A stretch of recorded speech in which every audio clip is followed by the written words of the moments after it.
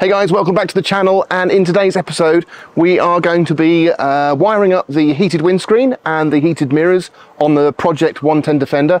But first we're going to have to sort out our battery in the battery box.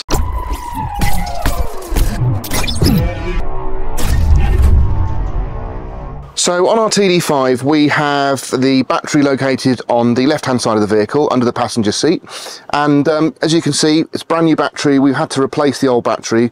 I'm sure many of you have done the same, but is this looking familiar? So how many of you have got your battery wedged in with 2 blocks of wood or more? So we're going to address that today, because really it's not in any way safe, and it should be located, and it's such an easy thing to do, and the parts to actually get it secure in there are, again, inexpensive. It's something that's left quite a lot these days, that people don't sort of bother because it's out of sight, out of mind, but really that needs to be secured, because you can just see the terminals here are extremely close to the bodywork. So we want to make sure that battery's not going to move at all. Right, obviously if we're messing about in here with the battery, we need to disconnect it. So the first thing we need to do is to disconnect the negative. Put that to one side, so we now not got a through current. Just make sure you do move the wire out so it can't ping back, because the cables do have sort of memory to them and it might spring back. And we'll take the positive off as well. It's quite nice, this little battery, because it's got these additional terminals for connecting, you know, ancillaries to. So we're probably going to use that to actually wire up our heated windscreen, which is useful. Now I'm going to apologise now because I have got a cold, so I've been trying to edit all the sniffing out of the videos for you guys, but if I miss a couple, sorry about that. Right, so we have got this battery clamp bar.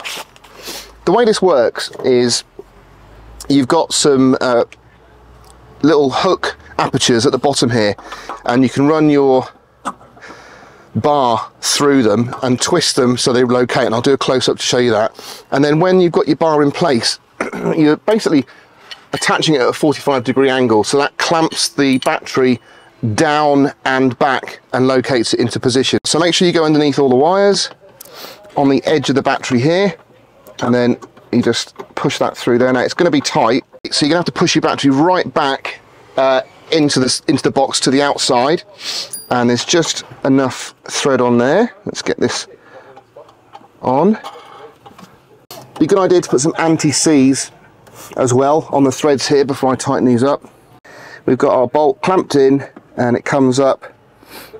The bar then sits across and we're in. So we're now going to do these up, and you need to go from side to side to make sure you get an even clamping. Although they've got the butterflies, I would still use a spanner just to tighten them up a bit more if you can. That's not going anywhere, and that is how you need to get your battery secure. Very simple, cheap, easy, and good. And also you've got loads more room there for storage now, because we've got rid of those wooden blocks, which is great. Now the wiring loom kit for the heated windscreen does come with instructions, and while they're not bad, they are a little bit confusing because they've sort of written them for various different connotations and variations of this whole wiring process. But if you read them 2 or 3 times, eventually it'll start to make sense. Make sure you've got the loom in your hand while you're reading it, and then you can kind of refer to what they're talking about, and it does make sense. So the first thing we need to do is get this relay mounted in place in this battery box. So we're going to mount it on the side there. We'll lay it in there just for now, because obviously I want to make sure that we get everything to work, and then we'll start the process. So couple of wires you've got in here. Now these 2 go direct to the battery. So this protected loom piece here will run out of the battery box through past the tunnel up into the dash, and I'm going to utilize the fuse box to get my lives, my ignition lives, and everything else. So that's where I want it to route, so as close to the tunnel as possible. We could, if we wanted to, run the wire alongside this main positive cable underneath the vehicle and then back in through the bulkhead. I just think it would be tidier and a little bit safer to have the loom inside the vehicle than rather going to the outside where the elements will get to it.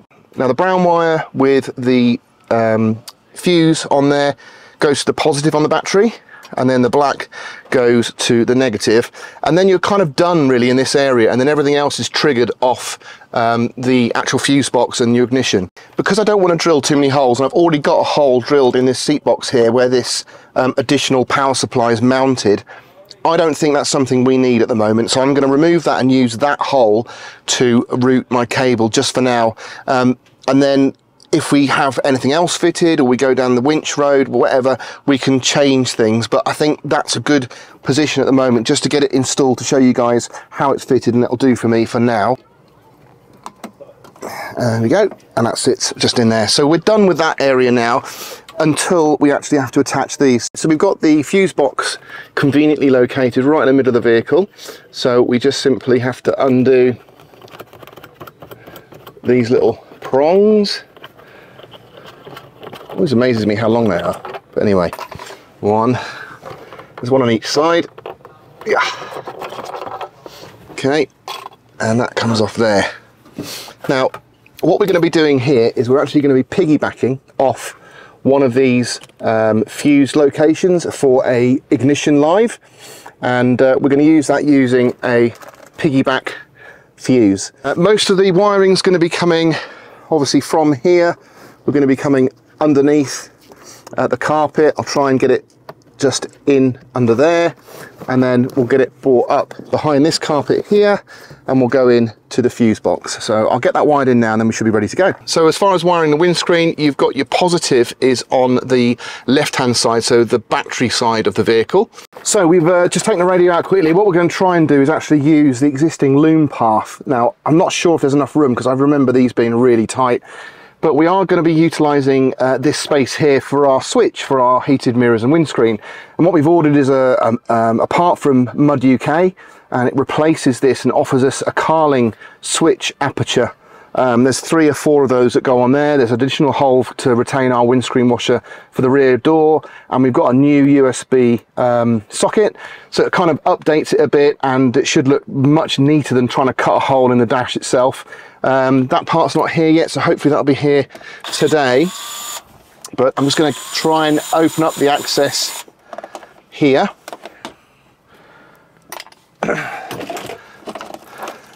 And if you didn't want to go down the road of, oh dear, look at that. What is that? That's dodgy. Somebody's got some, see, this is why I don't like splicing to other wires. So someone's used these Scotch clips to sort of get power off this ignition live for the cigar lighter. So I'm gonna get rid of those and cover those back up. But that is something you could do, but you're much better off, instead of going from there, you want to be going from the actual fuse point on the board with one of those piggyback connections. So let's just get rid of this bodge on here to make sure that we've got good access to all the wiring, and also to lay a wire across the top of the bottom of the windscreen to go to the other side. Just going to lift this dashboard bar off. There's 3 fixing points, so I've used this ratchet just to make life a bit easier. They're pretty big screws, and then you have to take the vent trim off as well, the windscreen vent trim, because that's attached to the underside. Okay, we've got 2 little screws, one either side of the center console. 1, 2. Okay, we should now be free. There we go. And that is off. The last thing is there's a little plastic towel here that just covers the wiring loom. So this just lifts up and out. It's just got 2 tabs on the back that just locate it into position. Go. So there's a little retaining clip, spring-loaded pin, and you access it from underneath. Just give it a poke, that will come off. And then you can use whatever you like, screwdriver or something, just to get this collar off. Now we're not using this piece, so I can just discard that with the existing plate. As I said before, we're keeping everything, don't worry, we can always go back to original. Again, now's a good chance to get in here and give it a clean, because this has not been exposed for some time. I've got a chance this might work. So I've taken the end of my loom, and because there's quite a lot of stuff on there, I'm gonna just use a bit of electrical tape to gather it all together, like so,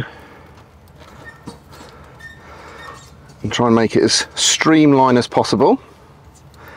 And then I've poked some wire through into the dash, which is down here. Now if I attach that onto there, hopefully I'll be able to pull it through. And I'm just going to try and make the end that's being pulled through, you know, into a sort of, try and make it into a torpedo shape if I can. There we go. Now, so I've got it all bound together. That's what I need to pull through. I'm going to try now and see if I can just feed this through. And like I say, I don't think there's enough room, but we'll try and make room. Oh, look at that. Okay, we're in business. So we're all through. This is the loom, and it splits in two. Don't know if you can see this. So the loom splits in two. This red piece is the positive end for the screen.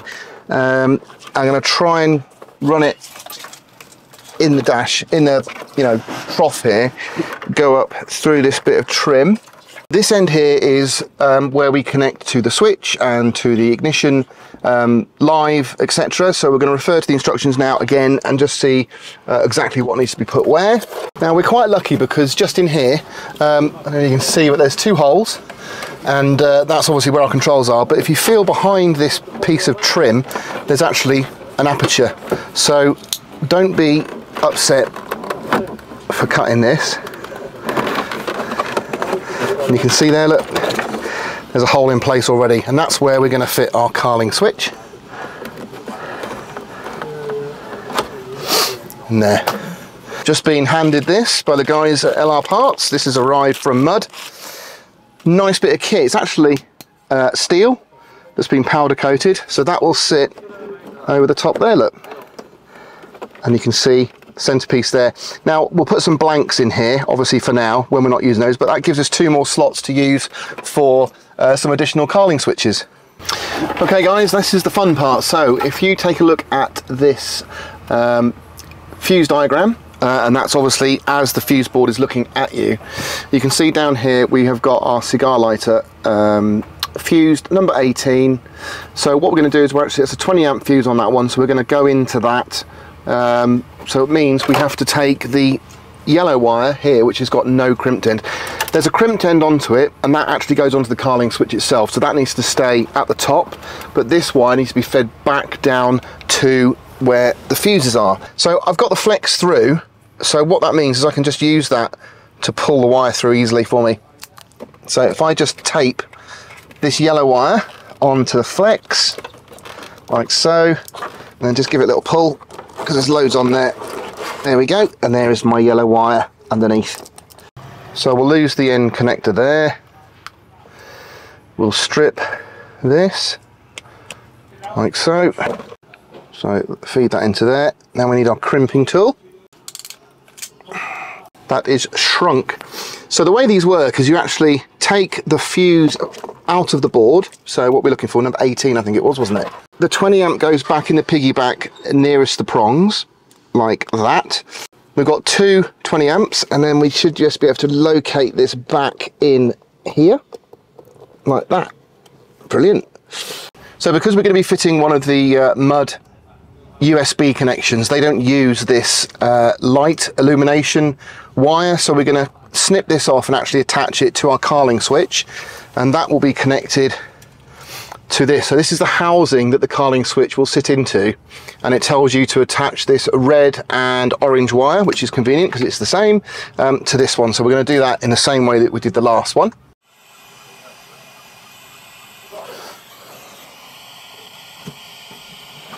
Now we're also lucky that we've got this additional loom in here, and that's got a negative earth on there, so we're going to plug into that. So I've taken my receiving block for the carling switch, and we've got our negative ground that's come off. I've put a blade connector on there, pass it back through the dash, and I'm going to use this existing block. I could have used the negative on the old cigar socket, but there's a whole loom here that's not being used, so I'm just going to plug it into that and use that. So make sure it's in the right one. Just sits in there, so that's good and tight.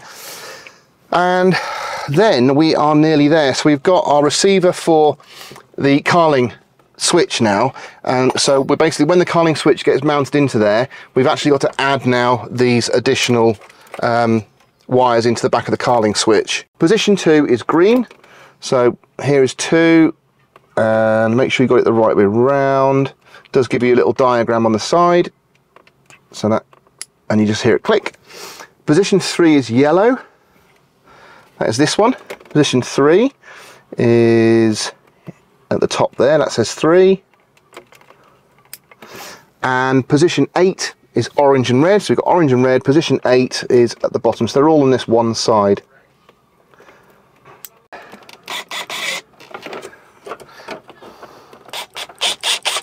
Okay, the clip is on that side, so if I push this through, I should be able to push this on,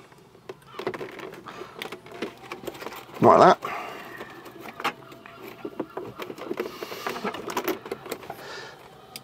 And we're in. We're actually going to be piggybacking our mirrors off this windscreen. So what we're going to have to use, normally if you're just doing a windscreen, you just connect this blade to this receiver here and it's in place. But we want to piggyback off that. So what I've got is actually these piggyback spade connectors, and we're going to basically put it into there.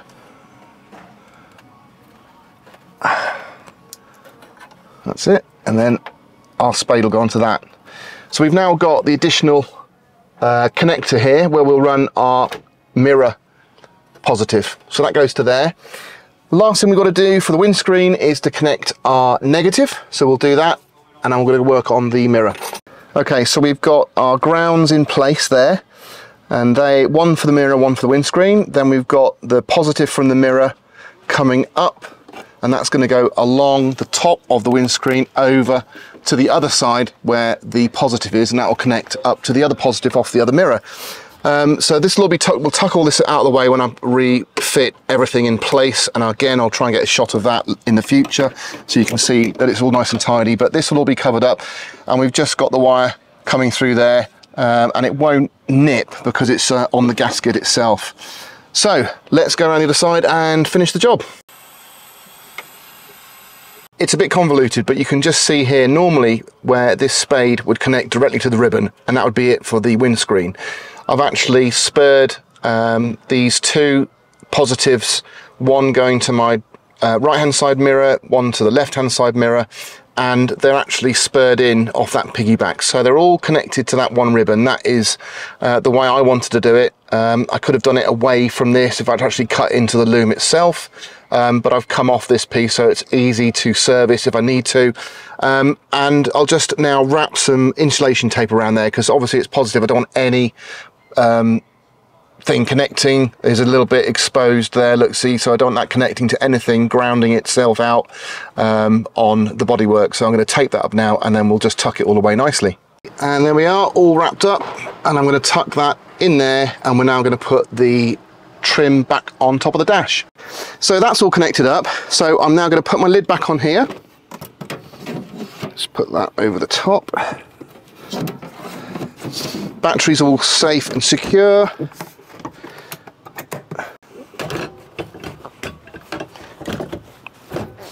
If we put our light on, put lights on, you might be able to see this illuminates. There we go, it's illuminated. And then if we press the button in again, you can see it quite clearly working. Now we've set that on, that'll be on a timer, and in theory the windscreen and the mirror should be getting warm. So I'm going to switch the camera off now, have a bit of a tidy up, and then when it goes off we'll have a test. I've tucked the ribbon underneath this so they don't get caught on anything because they're quite fragile, and I've reinstalled the dash, given it a clean, and that's all installed nicely. There is the mirror that we need to put on. Now the reason I haven't fitted that mirror just yet is because I want to show you guys my idea of wiring the heated mirrors in through your hinges in the best way possible. So we're going to be doing that in a future episode. So it's been on for a while now, it's still running, and I can actually feel the heat on the windscreen in my hand. So I know 100% that that windscreen is working. The heated mirrors, I'm not feeling anywhere near as much heat, but I can feel it's warm. I mean, obviously it's about 18, 17 degrees outside today, so it's going to be hard to feel it, but I can feel a warm spot in there now. So that's good. Let's just check on the passenger mirror. As I said, I haven't fitted the mirrors yet because we want to go through a process of fitting them nicely through the hinges, but can I feel it on there? Yeah, there's a hot spot in the middle. So it's all good to go. Now, I've been in the vehicle for about 15 minutes now, and the heated windscreen light has just gone out. So that's pretty much, I'm guessing 15 to 20 minutes is how long the relay will go on for. And I just wanted to say I'm not a qualified auto electrician, and a lot of you will say, obviously you're not, we've just watched you install that windscreen, heated windscreen element. But I've done it in the best way I can, and I've tried to follow the instructions and give you guys the confidence to do it yourself. And maybe if you're going to take on this project, you can use this video to give you a bit of an accompaniment to the instructions to do it better and to do it well, and sort of give you a bit more of a guide, because the instructions are a bit ambiguous, I think, and they're not perfectly laid out, and this just, I think, helps. So piggybacking those mirrors off the system, I think, is the best thing to do. That's my opinion. Let me know if you don't agree with that. But I think the fact that I've got a loom specifically designed with an inline fuse and a relay and a time switch for the windscreen, for the low volts that those mirrors draw, I think it's the safest way to get them installed in the system. And I think the way I've done it works, and they seem to be heating up nicely, so I know it's wired up correctly, and I don't think it's overloading the system at all. But again, it'd be great to hear your opinion. But again, if you enjoyed this video, please do give me a thumbs up. It'd be great if you could subscribe. We're trying to hit that 100,000 mark. I think it's going to take quite a while, but everyone counts. So if you could just hit that link, it would be superb. Enjoy the rest of the videos, and for now, I'll leave you to it, and I'll catch you on the next one.